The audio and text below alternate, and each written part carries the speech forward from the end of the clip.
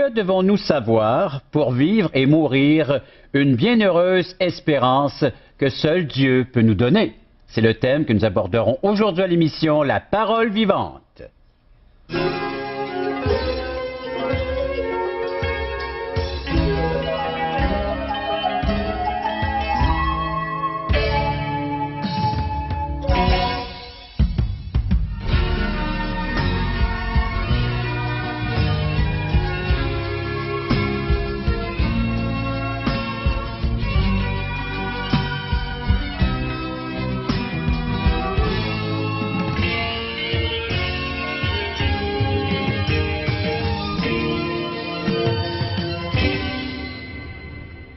Dans un monde fort troublé, rien de tel que de parler de l'assurance. Non pas de l'assurance vie ou de l'assurance, peu importe la matière que vous voudriez naturellement avoir, mais l'assurance vie, mais la vie éternelle, la vie après la mort. La Bible nous en parle clairement de cet aspect-là. Comment avoir cette assurance pour la vie déjà présente et la vie après la mort ou l'existence après la mort? C'est ce que nous voyons aujourd'hui avec l'aide d'un invité, le pasteur Jeff. Jeff, bienvenue à l'émission Parole vivante. Merci beaucoup. Et fais-nous un résumé de la façon que l'être humain peut s'accaparer d'une certaine façon, par la foi, par la confiance de cette assurance que seul Dieu peut nous donner. L'assurance dans laquelle on peut vraiment trouver refuge, c'est une assurance qui va se trouver à la croix du Calvaire. Et le but de toute loi, le but de la loi, encore une fois, on le rappelle, on va souvent répéter ces mêmes choses, mais le but de la loi, le but des commandements, le but de la morale qui est en nous, qu'on ne peut pas se débarrasser, on peut peut-être l'ajuster, c'est pas de nous transformer, de nous rendre meilleurs. Ça, c'est vraiment le point, c'est de nous amener à Jésus-Christ. Jésus-Christ crucifié parce que cette loi nous crie sans arrêt notre condamnation, notre échec. Et à la croix, on n'entend plus la condamnation parce que Dieu, au contraire, nous dit qu'il nous a tant aimés que par Jésus-Christ, il peut nous sauver. Jeff, où se situe le fond même du problème là, chez l'être humain? Dans le jardin. Je vais aller creuser. Voilà. Mais dans le jardin, parce que dans le jardin, selon l'histoire biblique, dans ce grand jardin où Dieu avait placé l'homme et la femme, il y avait une alliance. Et cette alliance a été brisée. L'homme ne voulait plus être une créature de Dieu. Il a tombé dans un panneau sous une tentation terrible. Non, je veux posséder pour moi-même ma vie. Et je veux connaître pour moi-même. Donc, il a abordé un arbre que la Bible appelle l'arbre de la connaissance du bien et du mal. Il en a mangé le fruit qui était défendu et l'alliance a été brisée. Et là commence une longue histoire. Genèse chapitre 3, pour ceux qui ont la Bible en main ou qui vont le lire un peu plus tard, il va s'en dire donc en référence Genèse chapitre 3, prenez-le en note. Oui. Mais juste avant Genèse 3, il y avait une belle harmonie qui existait entre la création et le Créateur. Oui, c'était l'homme vivait de manière, on peut encore une fois prendre un terme, analogique. Pour prendre l'illustration que la Bible nous dit, c'est lorsque l'homme a mangé l'arbre de la connaissance du bien et du mal, ses yeux se sont ouverts et il connut qu'il était nu. Ce qui n'existait pas avant la chute. Avant la chute, l'homme voyait qu'il était nu parce que le dernier passage du chapitre 2 nous dit que l'homme et la femme étaient tous deux nus et ils n'en avaient point honte. Ou, selon une autre version, ne se faisaient point honte l'un à l'autre. Ce qu'ils voyaient d'eux-mêmes chez l'autre leur plaisait, parce qu'ils étaient dans une lumière, celle de Dieu. Dieu jugeait les choses. Le jugement de Dieu et la lumière, c'est parallèle. Comme notre œil ne voit pas nécessairement l'objet, par exemple, votre Bible ici, mon œil ne la voit pas, je vois plutôt la lumière qui réfléchit. Donc, la lumière rend cette Bible accessible à mon œil. On peut jouer même avec des jeux de lumière, faire des illusions. Comme on fait dans un studio de télé ou ailleurs. Exactement, ça a l'air beau, mais ça ne l'est pas. Mais ça a l'air des meubles alors que c'est du carton. Voilà. Mais la lumière, dans le jardin, c'est la parole de Dieu. Ta parole est une lumière à mes pieds. Là, la lumière, tout l'environnement du jardin était baigné de ce que Dieu disait. C'est bon, la création était bonne, la création de l'être humain était très bonne, ce que Adam voyait dans la lumière de Dieu, sa femme, c'est très bon. Donc tout est très bon, rien amène une honte. Ce qui est intéressant, c'est de voir dans le chapitre 3, après avoir mangé ce fruit défendu, leurs yeux s'ouvrent. On pourrait même dire, si leurs yeux s'ouvrent, c'est qu'ils se ferment à une lumière. Ils deviennent dorénavant aveugles à la lumière de Dieu. Mais malheureusement, ils vont voir encore, mais dans une autre lumière. Celui qu'on appelle le prince des ténèbres. Ou que Paul nous rappelle comme étant souvent un ange de lumière, l'ennemi, ou en hébreu appelé Satan. Et dorénavant, à partir de ce moment-là, on est esclave du malin. C'est pour ça qu'il nous est dit que le monde entier gît sous la puissance du malin. C'est pas qu'on est tous possédés et qu'on est fous, là, mais on n'arrive plus à se faire un juste jugement sur les choses. On ne voit plus les choses comme Dieu voudrait qu'on les voie. Exactement. Parce que mon œil, encore une fois, ne capte que la lumière. Mon intelligence fonctionne à partir d'un présupposé. Et puisque mon présupposé n'est plus la parole de Dieu, alors il est très difficile pour moi de saisir ce que Dieu dit des choses. Comme les événements actuels. Oui.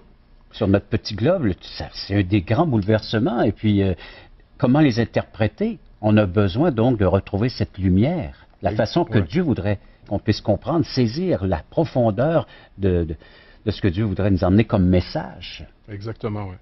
La lumière qui est la parole de Dieu, ou, encore une fois, une parole qui est dans ce monde, une pensée. On est tous nés dans un courant de pensée, on a juste à voyager un peu. Et lorsqu'on sort de notre courant de pensée nord-américain et qu'on va, par exemple, dans les Caraïbes ou en Europe ou en Asie, là, on découvre que, on pense pas pareil. Il y a des points qui se ressemblent, mais on sort de notre ruisseau, là, notre courant de pensée. Le croyant est celui qui, Dieu nous dit, vous devez vous repentir, vous devez changer d'avis. Alors c'est sur cette base-là. Je dois demander au Seigneur sa lumière. Alors donc, pour ceux et celles qui ne possèdent pas encore cette lumière, cette source divine qui est la parole de Dieu, vous avez juste à faire part de vos commentaires et de nous faire part de vos coordonnées aussi aux adresses que vous allez voir à l'écran à l'instant même. Nous vous invitons à nous contacter pour recevoir gratuitement de la littérature. Vous recevrez le Nouveau Testament, une portion des Écritures relatant la vie de Jésus, ainsi que l'Évangile de Jean qui parle de comment connaître Jésus et sa merveilleuse promesse. Un tract, Aujourd'hui l'espoir, c'est Jésus seul. Et finalement, un livre de relations d'aide sur la Bible de June Hunt qui nous parle que la Bible est la source suprême de la révélation du sens de la vie. Alors n'hésitez pas à appeler, c'est gratuit. La Bible s'exprime, elle nous parle, elle nous enseigne. Entre autres, il y a deux mots qui sont utilisés. Il y a la honte et il y a la culpabilité. Et je vais demander à notre invité, à Jeff, de nous expliquer davantage, à nous donner le discernement concernant la définition de ces deux mots que Dieu utilise. Oui. Lorsque l'homme va manger avec sa femme de ce fruit défendu, la première chose qu'il semble être dévoilée, c'est qu'il a peur et il a honte. Donc, Dieu lui dit, où es-tu, Adam? Je me suis caché parce que j'étais nu. Et donc, son état, et c'est intéressant ici, parce que son état n'est pas différent d'avant.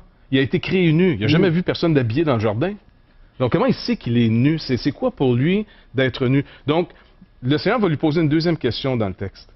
Comment, on aurait dû normalement écrire, comment sais-tu que tu es nu? Là, ça serait plus général. Mais Dieu ne dit pas comment, mais qui t'a appris que tu es nu? Donc, qui fait référence à une personne? Le Seigneur est en train de montrer en disant, si c'est pas moi qui parle maintenant et qui est la source de ta compréhension, de tes jugements, de tes appréciations, qui maintenant t'a parlé sur ta nudité? Et là, ça fait référence à cette arme et au fameux serpent ancien, donc, que Jésus qualifie comme étant le diable, le tentateur depuis le début. Et là, il vient de nous montrer la source du problème. C'est plus juste une question de comportement, c'est une question de source maintenant. Qui t'a appris? Tout ce que je sais aujourd'hui, tant que c'est pas renouvelé par la parole de Dieu, c'est ténèbres. Ça m'égare. C'est pas une question si c'est bien ou si c'est mal, parce que la notion de bien ou mal doit remonter à qui a déclaré que c'est bien ou c'est mal. Donc le Seigneur pose cette question à Adam, maintenant, qui t'a appris que tu es nu? As-tu mangé de l'arbre que je t'avais défendu? Et là, il nous décrit l'homme entré dans une nouvelle prison. Sa mentalité est dans la honte, là. Voici comment il va le présenter son fait. À cette question, as-tu mangé l'arbre que je t'avais défendu? On peut répondre que oui ou non. Mais comme, je ne dirais pas comme les avocats, mais disons comme on est à la cour, OK? Non, je ne peux pas répondre à votre question simplement par un oui ou un non, ça m'incriminerait. Laissez-moi vous exposer les faits. Et on va voir que les faits eux-mêmes ne sont pas encore la vérité. Les faits, il va les donner. La femme que tu as mis auprès de moi m'en a donné à manger, j'en ai mangé. Tous les faits sont vrais, mais dans ces faits, il est en train de dire, le bouc émissaire, c'est la femme, c'est pas de ma faute, c'est la femme. Et deuxièmement, Seigneur, je te tiens responsable d'un très mauvais jugement que tu as fait. C'est toi qui as dit qu'il n'était pas bon pour moi d'être seul. C'est ton fameux cadeau, cette madame. Et donc, les faits, c'est pas encore la vérité. Les faits, lorsqu'ils m'éclairent et qu'ils m'amènent à Jésus-Christ, deviennent la vérité. Mais tant que j'ai pas trouvé tant que j'ai pas trouvé Jésus-Christ, tous les faits sont pas encore en train de me dire la vérité. Encore une fois, c'est pour ça que tout doit nous amener à la croix du Calvaire. Tout doit nous amener à Jésus-Christ crucifié et ressuscité. Sinon, on n'est pas finalement dans le message. N'est-ce pas le principe de fuir la responsabilité ou la culpabilité? Oui, c'est de s'habiller encore, habiller notre honte, d'habiller notre culpabilité, de justifier, d'expliquer. Donc, on veut plus de raison pourquoi on fait le mal. On veut la délivrance du mal. J'ai pas besoin qu'on m'explique pourquoi je fais le mal, pourquoi je suis prisonnier de telle chose. Ce que je veux, ce que j'aspire de tout mon cœur, c'est la liberté du péché, la liberté du mal. Jésus-Christ seul peut me donner cette liberté. Et qu'est-ce qui s'est installé donc chez l'être humain par le fait même sur la surface de la terre, à partir de Genèse 3? L'homme qui devait vivre à l'image de Dieu, dans la pensée analogue à la parole de Dieu, est devenu une pensée pour lui-même, par l'ennemi. Il se croit maître de sa propre pensée, mais c'est une des plus grandes illusions. Les fameux libres penseurs ou des gens qui disent « je réfléchis par moi-même, pour moi-même », ça n'existe pas. On hérite toujours une pensée d'un autre. Donc si c'est pas celle de Dieu, c'est celle de ce monde. Et ce monde va passer, et ceux qui n'ont pas encore trouvé la vérité vont passer avec ce monde. Donc c'est pour ça, pour nous, c'est important de revenir à la parole de Dieu. Le Seigneur Jésus-Christ a envoyé ses disciples annoncer un message qui comporte deux volets. La repentance, qui n'est pas nécessairement le regret des fautes, mais le changement d'avis. Qui t'a appris que tu es nu? La repentance et la foi. En qui je vais mettre ma confiance maintenant? En quelle parole je vais commencer à mettre ma confiance? Et c'est là le début du salut. Donc ce changement d'avis sur Dieu, sur le péché, sur moi-même, sur le monde, et ma confiance que Dieu me demande de lui accorder et de l'amener à Jésus-Christ, qui m'a été donné comme étant l'unique sauveur. C'est le seul moyen d'en sortir. Il n'y a aucune autre option donnée aux êtres humains, sinon Jésus-Christ. Et même pas Jésus-Christ l'enseignant, Jésus-Christ crucifié et ressuscité. Le Sauveur. Oui. Jeff, je vais prendre quelques instants avec nos téléspectateurs pour leur dire qu'ils peuvent faire la demande de cette vérité, de cette pensée divine avec laquelle vous allez devoir être confrontés. Si ce n'est pas maintenant, ce sera un jour, du moins. Et j'espère que ce sera avant que vous entriez dans l'éternité. Alors faites-nous la demande, allez voir notre site Internet ou appelez-nous, et ça nous fera plaisir de vous donner tout à fait gratuitement une portion des Saintes Écritures. Nous vous invitons à nous contacter pour recevoir gratuitement de la littérature. Vous recevrez le Nouveau Testament, une portion des Écritures relatant la vie de Jésus, ainsi que l'Évangile de Jean qui parle de comment connaître Jésus et sa merveilleuse promesse. Un tract, Aujourd'hui l'espoir, c'est Jésus seul. Et finalement, un livre de relations d'aide sur la Bible de June Hunt, qui nous parle que la Bible est la source suprême de la révélation du sens de la vie. Alors n'hésitez pas à appeler, c'est gratuit. Comment bénéficier de la vraie source, la vraie lumière qu'est Dieu? Jeff, comment nous pouvons vivre, expérimenter donc le retour à la vraie lumière? Un peu comme on l'avait mentionné auparavant, d'abord de ne pas avoir peur de constater le problème dans lequel on est. Pas simplement de manière générale, mondiale, mais personnellement. Personnellement, est-ce que je réalise que je suis un pécheur? Je pense à côté.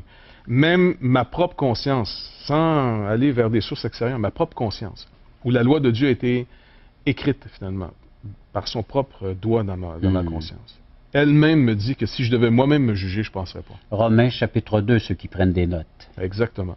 Et là, cette loi qui me rappelle ma condamnation doit m'amener à un lieu où cette faute est payée. Sinon, je vais être obligé, moi, de la payer. Et vu que le salaire du péché, c'est la mort, un coup que cette dette est payée, je ne serai plus là pour en jouir.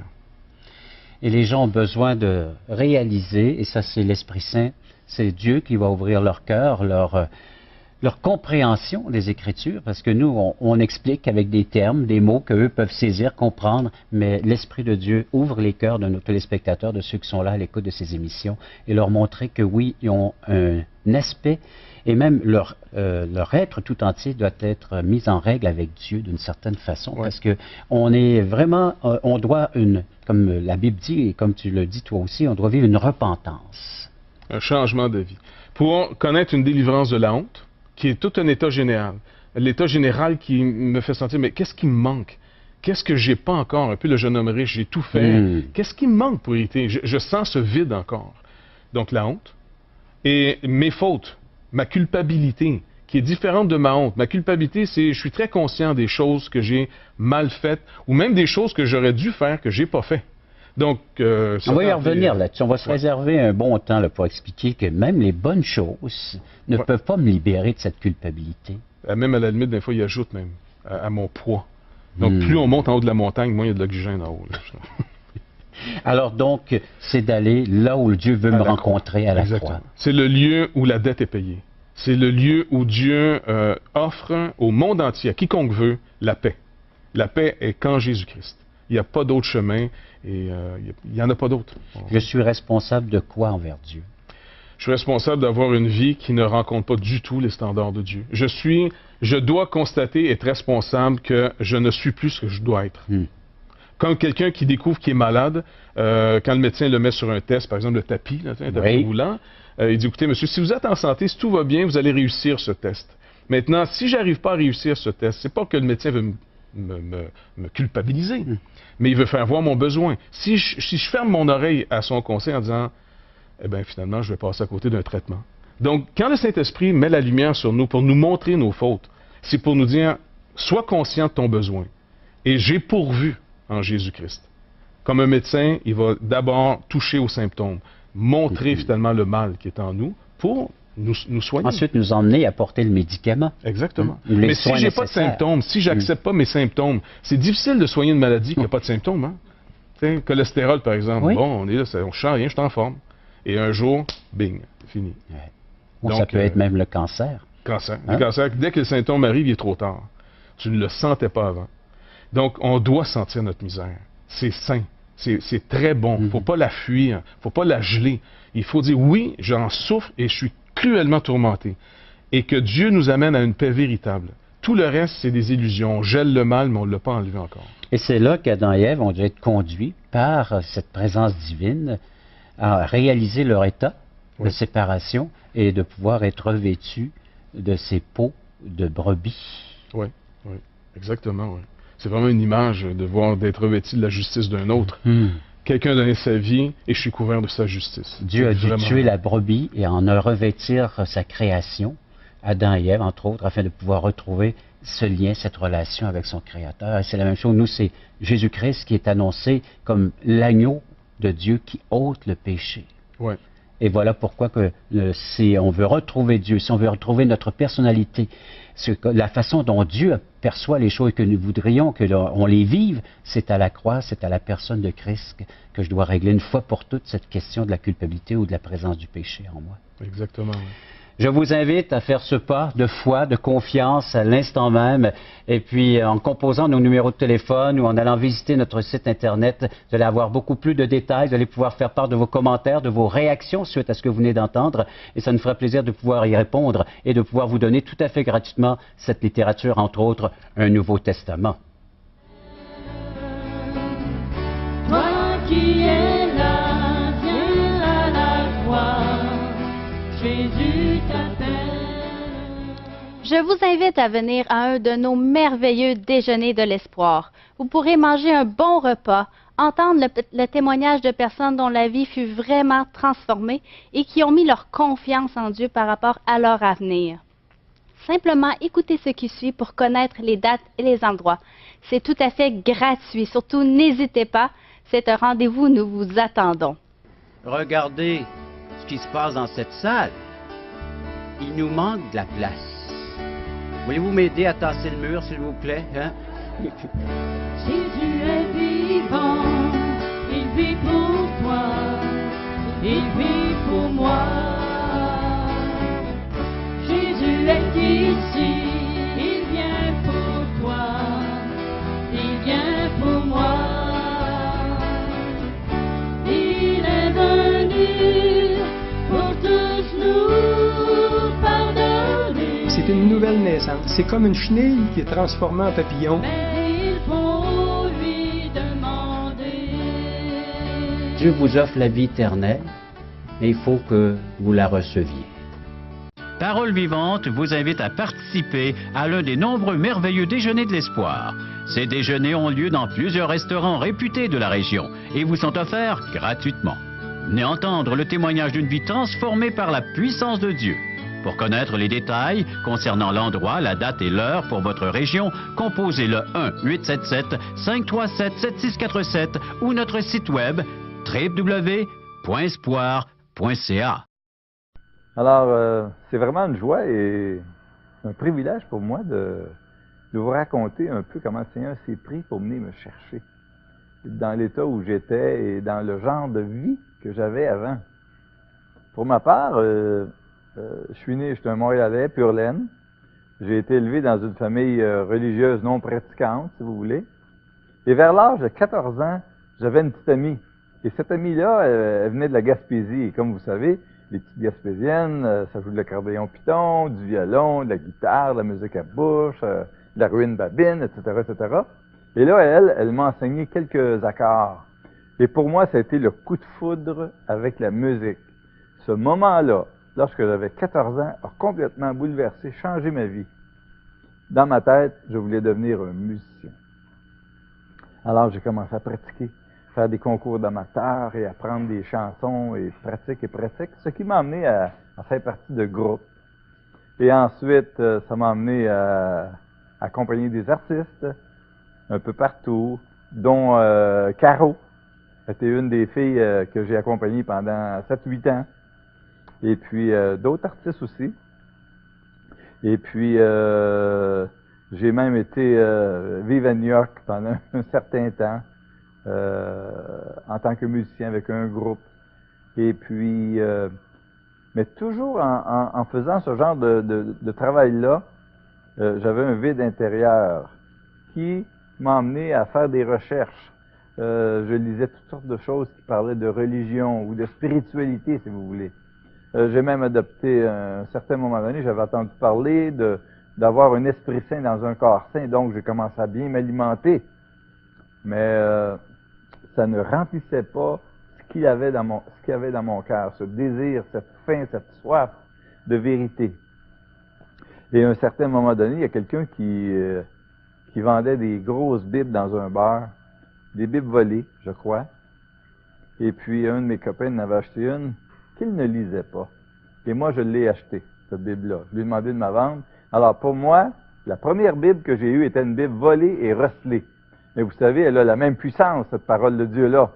Alors, en la lisant, ça travaillait mon cœur, etc., etc. Et c'est en 76 qu'une amie m'a parlé de Jésus-Christ comme aucun religieux m'en avait parlé avant. Et le lendemain, je me rappelle, j'étais avec ma Bible, ma cigarette au bec, mon petit cognac dans le coin. Et là, je témoignais, il faut que vous changez de vie. On avait un repas familial.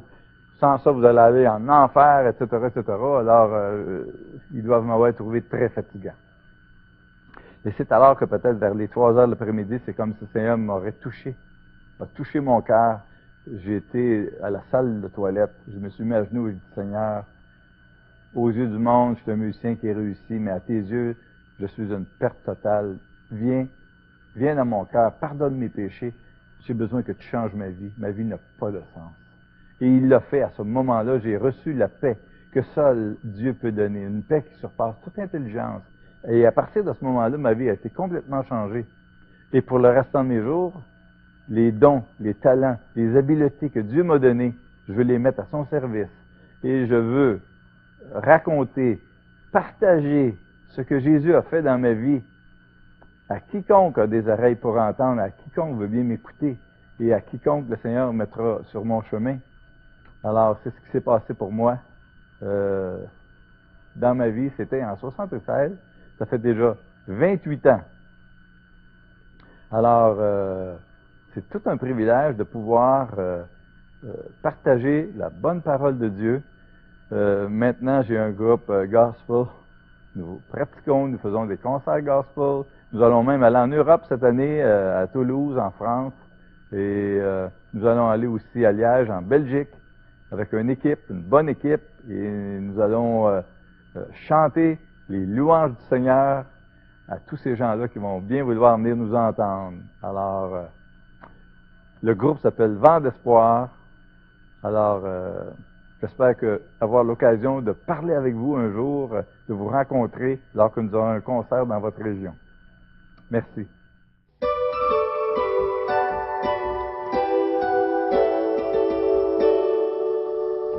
Vous avez beaucoup de difficultés à accepter la personne dont vous êtes et le reflet qu'il peut y avoir vis-à-vis de vos semblables, vis-à-vis les autres, le miroir, ce que ça peut refléter chez vous. Vous avez donc de la honte, vous avez de la culpabilité en vous, vous vous sentez coupable de tout et de rien. Il y a cette vérité qui est là, qui vient d'être divulguée, qui vient d'être affirmée, encore une fois, par les Saintes Écritures pendant la prochaine demi-heure que vous venez d'entendre, cette demi-heure qui vient de passer. Dieu vous a dit des choses et vous êtes invité maintenant par la grâce qui se manifeste. Imaginez, Dieu appelle l'être dont vous êtes avec tous vos sentiments, tout le problème qui est là en vous, à pouvoir le solutionner à l'instant même par un geste de votre part, un geste de confiance, un geste de foi, d'aller dans la direction dont le Seigneur est prêt à vous y conduire. L'Esprit Saint vous emmène présentement. À vous de bénéficier pleinement de l'occasion qui vous est offerte. Imaginez de pouvoir donc vivre en harmonie, non seulement avec vos semblables, mais avec votre grand Dieu créateur qui se manifeste aujourd'hui en la personne de Jésus-Christ en tant que Sauveur et Seigneur de votre existence. Allez, confessez-lui. Changez, adhérez à sa manière de penser, quittez celle qui est fausse, cette fausse lumière à laquelle vous pensez bénéficier de profiter pleinement. Retrouvez votre personnalité, libérez-vous. C'est l'œuvre du Seigneur Jésus-Christ, il est prêt à l'accomplir maintenant. Faites-lui ce geste de pas, de foi. Dites, Seigneur, je te fais confiance, accomplis pleinement la volonté, les désirs de ton cœur en ce qui a trait ma vie. Je suis prêt. Je l'accepte à l'instant même. Et vous aimeriez certainement nous communiquer à 1-877-L'Espoir, 1-877-537-7647 ou venez nous visiter sur notre site web espoir.ca et faites-nous part donc de vos commentaires, de vos questions et surtout de la demande que nous faisons d'accepter gratuitement notre littérature. Merci encore une fois à notre invité, à Jeff Lorrain. Merci d'avoir été là. À la prochaine.